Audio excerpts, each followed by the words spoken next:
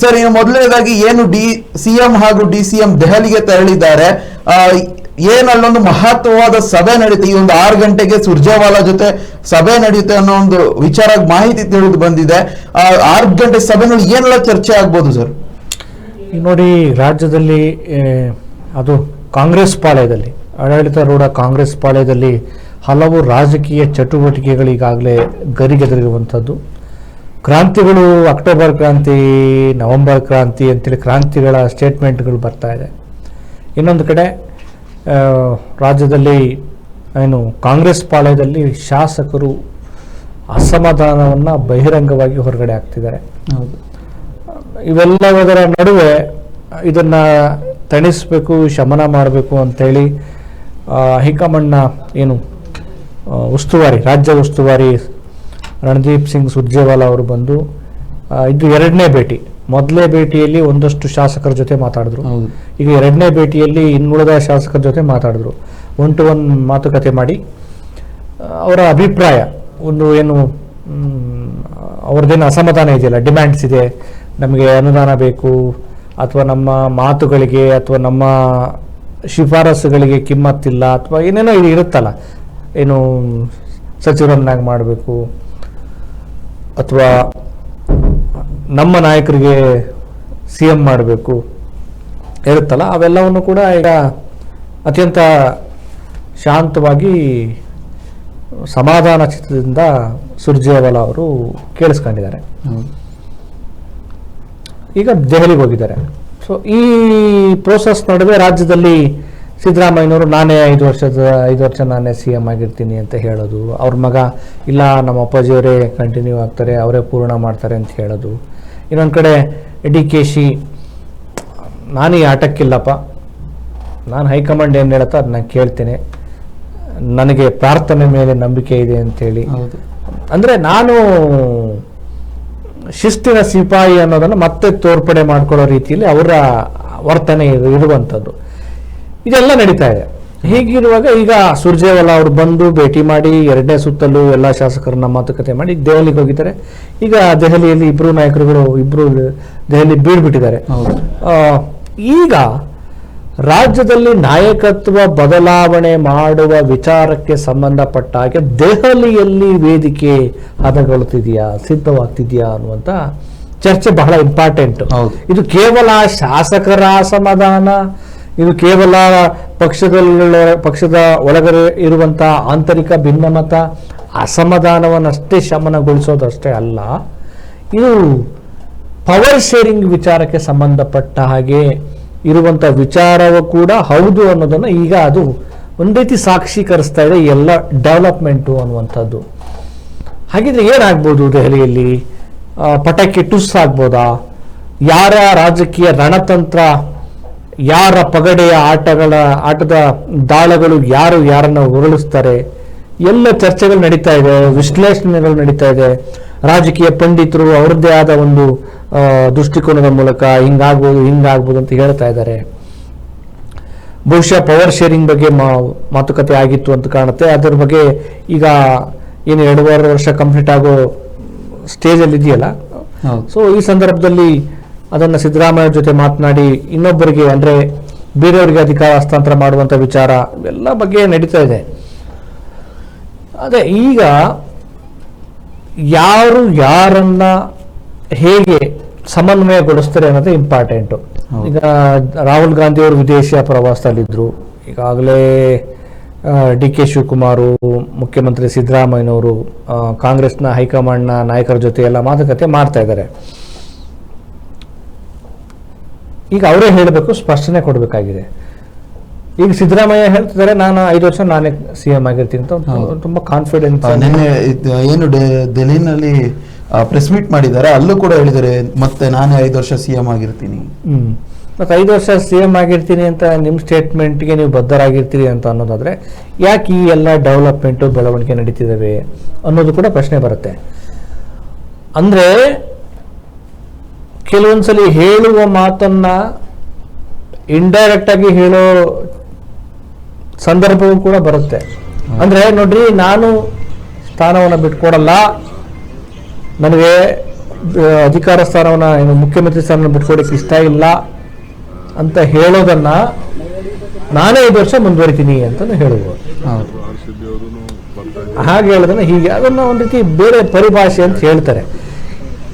DKC ನನಗೆ CM ಸ್ಥಾನ ಬೇಕು ಅನ್ನೋದನ್ನ ಇಲ್ಲ ಈಗ ಸದ್ಯಕ್ಕೆ ನನ್ನ ಮುಂದೆ ಆಯ್ಕೆಗಳಿಲ್ಲ, ನನಗೆ ಪ್ರಾರ್ಥನೆ ಮೇಲೆ ನಂಬಿಕೆ ಇದೆ ಅಂದ್ರೆ ನನಗೆ CM ಸ್ಥಾನ ಬೇಕು ಕೊಡಿ ಅನ್ನೋದನ್ನ ಅವ್ರು ಹಿಂಗೆ ಹೇಳ್ತಿದ್ದಾರೆ. ಇದು ಎಲ್ರಿಗೂ ಅರ್ಥ ಆಗ್ತಾ ಇದೆ.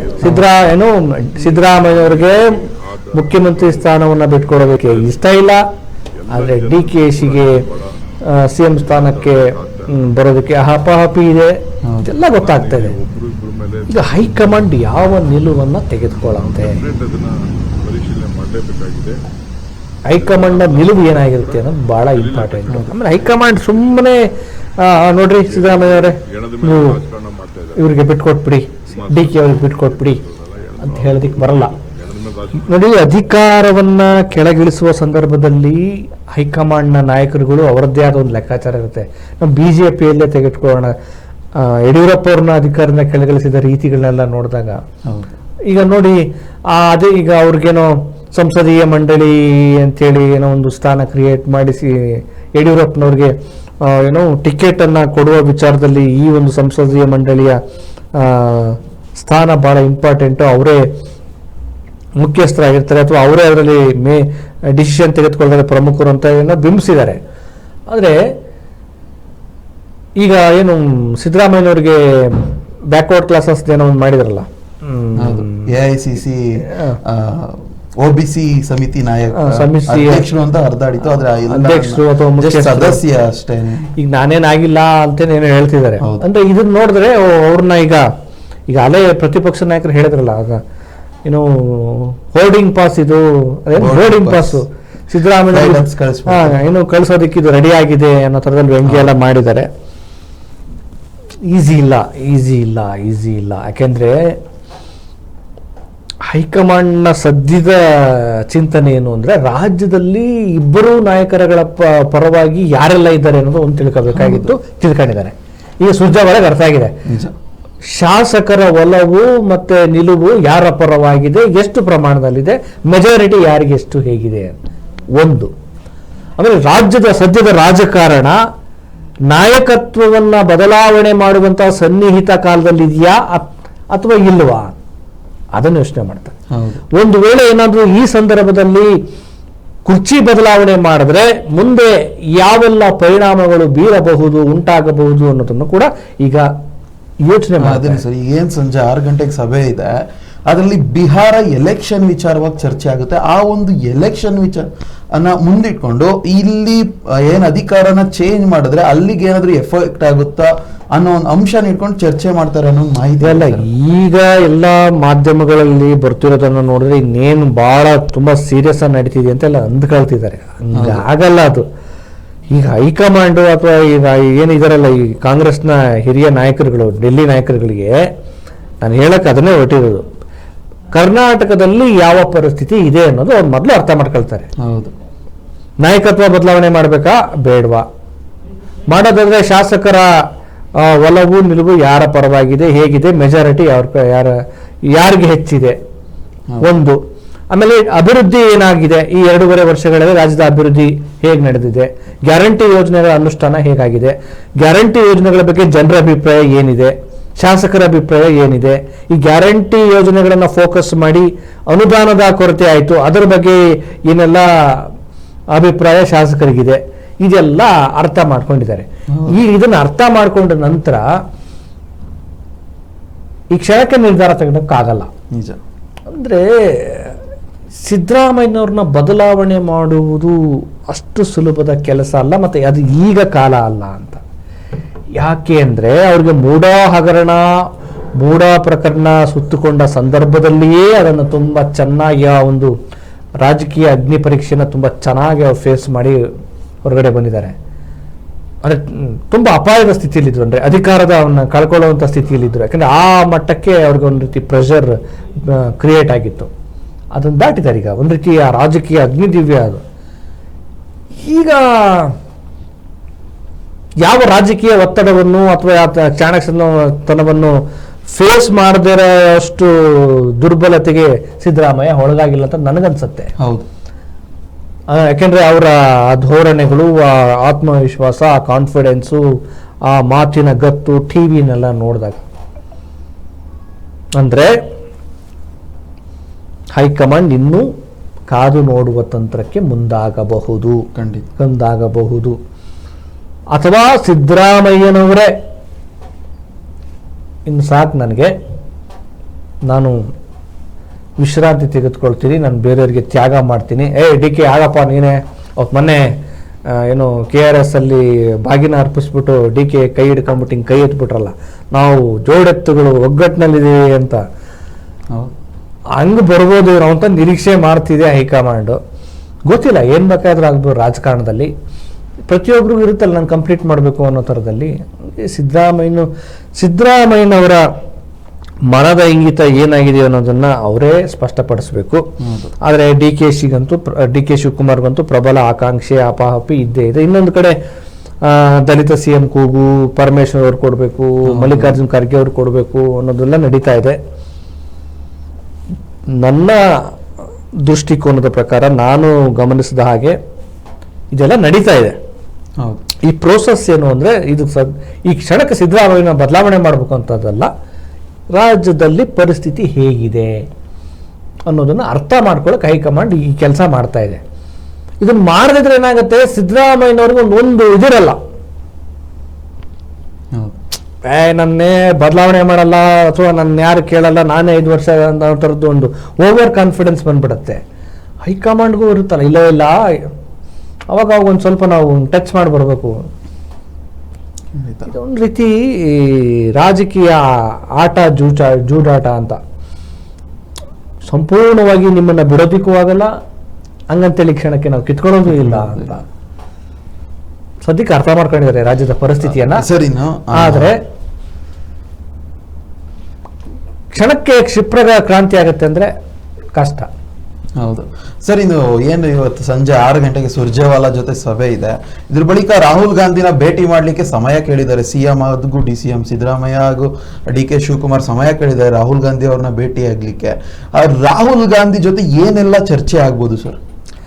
ರಾಹುಲ್ ಗಾಂಧಿ ಅವ್ರ ಜೊತೆ ಸಹಜವಾಗಿ ನೋಡಿ, ಈಗ ರಾಜ್ಯದಲ್ಲಿ ಏನೆಲ್ಲ ಪರಿಸ್ಥಿತಿ ಇದನ್ನ ಹೇಳ್ಬೋದು. ಮುಖ್ಯಮಂತ್ರಿಗಳಾಗಿ ಏನೆಲ್ಲ ಶಾಸಕರು ಏನ್ ಹೇಳ್ತಿದ್ದಾರೆ, ಆಮೇಲೆ ಬಜೆಟ್ ಸಂಬಂಧಪಟ್ಟಂಗೆ, ಗ್ಯಾರಂಟಿ ಯೋಜನೆಗಳಿಗೆ ಸಂಬಂಧಪಟ್ಟಂಗೆ ವರದಿ ಕೊಡ್ಬೋದು.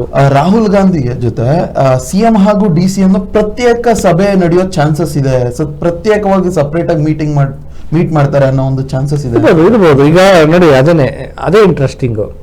ಇಷ್ಟೆಲ್ಲ ಆದ್ಮೇಲೆ ಮತ್ತೇನ್ ಮಾಡ್ಬೋದು, ಮತ್ತೆ ಅಲ್ಲಿಗೆ ಬರೋದು, ಏನಾದ್ರು ಮಾತಾಡ್ಬೋದಾ, ಅಥವಾ ಏನಾದ್ರು ಪವರ್ ಶೇರಿಂಗ್ ಏನಾದ್ರು ಮಾತಾಡ್ಕೊಂಡಿದ್ರ, ಅಥವಾ ಅದ್ರ ಬಗ್ಗೆ ಏನಾದ್ರು ಮಾತಾಡ್ತಾರ, ಅದು ಇಂಪಾರ್ಟೆಂಟ್ ಆಗುತ್ತೆ. ಈಗ ನೋಡಿ, DK ಶಿವಕುಮಾರ್ ಅವ್ರಿಗೆ ರಾಹುಲ್ ಗಾಂಧಿಗಿಂತ ಸೋನಿಯಾ ಗಾಂಧಿ ಅವರು ಬಹಳ ಆಪ್ತರು. ಆದ್ರೆ ರಾಹುಲ್ ಗಾಂಧಿ ಅವರಿಗೆ ಸಿದ್ದರಾಮಯ್ಯ ಬಹಳ ಆಪ್ತರು. ಸೋನಿಯಾ ಗಾಂಧಿ ಅವರ ಕೃಪಕಟಾಕ್ಷ DKಗೆ ಯಾವಾಗ ಬರುತ್ತೋ ಗೊತ್ತಿಲ್ಲ. ಆದ್ರೆ ಈಗ ರಾಹುಲ್ ಗಾಂಧಿ ಅವರು ಸ್ವಲ್ಪ ಪಕ್ಷವನ್ನು ಚೆನ್ನಾಗಿ, ಈಗ ಅವರು ಅಧ್ಯಕ್ಷರು, ಏನು ವಿರೋಧ ಪಕ್ಷದ ನಾಯಕ ಕೂಡ ಆಗಿರೋದ್ರಿಂದ, ಏನು ಕೇಂದ್ರದಲ್ಲಿ, ಆಮೇಲೆ ಈಗ ಅವರು ಯುವಕರು ಆಗಿರೋದ್ರಿಂದ, ಮತ್ತೆ ಸೋನಿಯಾ ಗಾಂಧಿ ಅವರು ಸ್ವಲ್ಪ ಅವರು ವಯಸ್ಸು ಹಿಂದ್ಗಡೆ ಇದ್ದಾರೆ. ಅದನ್ನ ಮಾತಾಡ್ತಾರಾ, ಅದು ನೋಡ್ಬೇಕಾಗಿದೆ. ಅಂದ್ರೆ ಪವರ್ ಶೇರಿಂಗ್ ಬಗ್ಗೆ ಏನಾದ್ರು ಮಾತಾಡ್ತಾರಾ, ಅದು ನೋಡ್ಬೇಕಾಗಿದೆ. ರಾಹುಲ್ ಗಾಂಧಿಗೆ ಸಿದ್ದರಾಮಯ್ಯನವರ ಸಾಮರ್ಥ್ಯ, ಸಂಘಟನಾ ಶಕ್ತಿ ಮತ್ತೆ ಹಿಂದುಳಿದ ವರ್ಗದ ಬೆಂಬಲ, ಮಾಸ್ ಸಪೋರ್ಟಿಂಗ್ ಇರೋದು ಅರ್ಥ ಆಗಿದೆ, ಅರ್ಥ ಮಾಡಿಸಲಾಗಿದೆ ಮತ್ತು ಅರ್ಥ ಆಗಿದೆ. ಸೊ ಇದೆಲ್ಲವನ್ನ ರಾಹುಲ್ ಗಾಂಧಿ ಅವ್ರು ಯೋಚನೆ ಮಾಡ್ತಾರೆ. ಅಂದ್ರೆ ಒಬ್ಬ ವ್ಯಕ್ತಿಯನ್ನ ನೀವು, ಅಂದ್ರೆ ಈ ಹಿನ್ನೆಲೆ ಇರುವಂತ ಒಬ್ಬ CM ಅನ್ನ ಅಧಿಕಾರದಿಂದ ಕೆಳಗಿಳಿಸ್ತೀರಿ ಅಂತಂದ್ರೆ ಅದು ಯೋಚನೆ ಮಾಡ್ತಾರೆ. ಹಾಗಾಗಿ ಬಹುಶಃ ಅದನ್ನ ಹೆಂಗೆ ಕನ್ವಿನ್ಸ್ ಮಾಡ್ತಾರೋ, ಅಥವಾ ಯಾವ ರೀತಿ ಮತ್ತೆ ಅವ್ರನ್ನ ಇದು ಮಾಡ್ತಾರೋ ಗೊತ್ತಿಲ್ಲ. ಅಥವಾ ನೀವೇ CM ಆಗಿ ಅಂತ ಹೇಳ್ಬೋದು, ಇಲ್ಲ DK ಅವರೇ ನೆಕ್ಸ್ಟ್ ನೀವು ಮುಂದಿನ ಸಲ ಏನಾದ್ರು ಏನು ಅಧಿಕಾರ ಬಂದ್ರೆ ಅವಾಗ ನೀವು CM ಆಗಿ, ಗೊತ್ತಿಲ್ಲ. ಅವ್ರೇನ್ ಮಾತಾಡ ಅವರೇ ಹೇಳ್ಬೇಕಪ್ಪ. ನಾವಿಲ್ಲಿ ಹಂಗ್ ಮಾತಾಡ್ಬೋದು, ಹಿಂಗ್ ಮಾತಾಡ್ಬೋದು, ನಾವು ಮಾಧ್ಯಮದವ್ರು ಹಂಗಲ್ವಾ, ಬಹುಶಃ ಹಿಂಗ್ ಮಾತಾಡ್ಬೋದು, ಎಲ್ಲವೂ ಅನಲೈಸ್, ಎಲ್ಲ ಊಹಾತ್ಮಕ, ಹಂಗೆ ಹಿಂಗೆ. ಆದ್ರೆ ಪ್ರಾಕ್ಟಿಕಲ್ ಆಗಿ ನೋಡಿದಾಗ ಏನು ರಾಹುಲ್ ಗಾಂಧಿಯವರು ಕೂಡ ಸಡನ್ ಆಗಿ ನಿರ್ಧಾರ ತಗೊಳಕ್ ಆಗಲ್ಲ. ಆಮೇಲೆ ಸ್ವಲ್ಪ ಸಿದ್ದರಾಮಯ್ಯ ಫೇವರಿಸ್ ಅವರು. ಆದ್ರೆ ಸೋನಿಯಾ ಗಾಂಧಿ ಅವರು ಡಿ ಕೆ ಅವರ ಒಂದು ನೀಲಿಗಣ್ಣಿನ ಹುಡುಗ, ಸೋನಿಯಾ ಗಾಂಧಿ ಅವರ ನೀಲಿಗಣ್ಣಿನ ಹುಡುಗ ಡಿ ಕೆ. ಆದ್ರೆ ನೀವು ಏನೇ ಎಷ್ಟೇ ಫೇವರಿಸಮ್ ಪ್ರೀತಿ ಇರಲಿ, ನಮ್ಮ ಪಕ್ಷ ಅಲ್ಲಿ ಅಧಿಕಾರದಲ್ಲಿದೆ ಅಂತಂದಾಗ ಅದನ್ನ ತುಂಬಾ ಸದೃಢಗೊಳಿಸುವ ಮತ್ತು ಅದಕ್ಕೆ ಯಾವುದೇ ರೀತಿ ತೊಂದರೆ ಬರದಾಗಿ ಕಂಟಿನ್ಯೂ ಮಾಡೋದಕ್ಕೆ ನೋಡ್ತಾರೆ. ಈ ಅಧಿಕಾರ ಬದಲಾವಣೆ ಮಾಡಿದಾಗ ಏನೆಲ್ಲ ಸಮಸ್ಯೆಗಳಾಗೋದು, ಮತ್ತು ಅದು ಮತ್ತೊಂದಕ್ಕೆ ಎಡೆ ಮಾಡಿಕೊಡೋದು, ಅವೆಲ್ಲ ಯಾಕೆ ಸಾಲ ತಲೆನೋವು ಉಸಾಬರಿ ಇನ್ನೂ ಸ್ವಲ್ಪ ಹೋಗ್ಲಿ ಅಂತ ನೋಡ್ಬೋದು. ಬಹುಶಃ ಡಿ ಕೆ ಅವರು ಇನ್ನೂ ಸ್ವಲ್ಪ ಕಾಯಕ್ಕೆ ಅವಕಾಶ ಕೊಡ್ಬೋದು, ಗೊತ್ತಿಲ್ಲ. ಅಧಿಕಾರ ಬದಲಾವಣೆ ಅಂತ ಅಂದಾಗ ಬೇರೆಯವ್ರಿಗೆ ಯಾರನ್ನೋ ಸಿಎಂ ಮಾಡ್ಬೋದು, ಅವರ ನಿರ್ಧಾರಗಳು. ಆದರೆ ಒಂದು ಇದಂತೂ ನಿಜ, ಏನು ವಾತಾವರಣವನ್ನು ಅರ್ಥ ಮಾಡ್ಕೊಳ್ಳೋ ಪ್ರಯತ್ನವನ್ನು ಹೈಕಮಾಂಡ್ ತುಂಬ ಚೆನ್ನಾಗಿ ಮಾಡ್ತಾ ಇದೆ. ಆದರೆ ಅದು ಸ್ಥಾನವನ್ನು ಬದಲಾವಣೆ ಮಾಡೋ ನಿಟ್ಟಲ್ಲಿ ಯಾವ ನಿಲುವು ತೆಗೆದುಕೊಳ್ತಾರೆ ಅನ್ನೋದು ನೋಡಬೇಕಾಗಿದೆ. ಆಲ್ರೆಡಿ ನೋಡ್ತಾ ಹೋಗೋಣ ಇನ್ನೇನು CM ಸಿದ್ದರಾಮಯ್ಯನವರ ಕುರ್ಚಿ, ಏನು ಕಾಂಗ್ರೆಸ್ ಸರ್ಕಾರದಲ್ಲಿ ಕುರ್ಚಿ ಫೈಟ್ ನಡೀತಿದೆ ಅದು ನಿಲ್ಲುತ್ತಾ ಅಥವಾ ಈಗ ಕಂಟಿನ್ಯೂ ಆಗುತ್ತಾ ಅಂತ ನೋಡ್ತಾ ಹೋಗೋಣ.